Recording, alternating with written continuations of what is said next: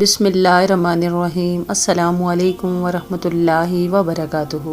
یہ حدیث صحیح مسلم کی حدیث ہے اور حدیث نمبر 2928 ہے۔ حضرت ابو سعید خدری رضی اللہ تعالیٰ عنہ روایت کرتے ہیں، ابن سیاد نے رسول اکرم صلی اللہ علیہ وآلہ وسلم سے ایک سوال کیا، اے ابو القاسم، جنت کی مٹی کیسی ہے؟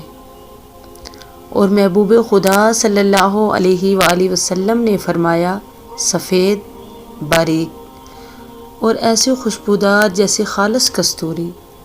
کستوری ایسی خوشبو جسے لفظ چھو نہ سکے، جسے صرف دل محسوس کرے، جسے آنکھیں نہ دیکھیں لیکن روح پہچان لے، جس کے ایک ذرے سے پورا جہان مہک اٹھے۔ ابن سیاد نے کہا، ہاں وہ تو واقعی کستوری جیسی ہے۔ اور رسول پاک صلی اللہ علیہ وآلہ وسلم نے فرمایا، تو نے سچ کہا۔ کیا ہم وہ خوش نصیب بن سکتے ہیں؟ کیا ہماری زندگی، ہمارے قدم، ہمارے اعمال کبھی اس مٹی کو چھو سکیں گے؟ اللہ کے آگے دعا کرنی چاہیے کہ اے پروردگار، اگر تیری جنت کی مٹی کستوری ہے تو ہمارے دلوں کو بھی پاک کر دے، ہماری راہوں کو سفید کر دے اور ہمیں ان بندوں میں شامل کر جن پر تیری زمین بھی ناز کرتی ہے۔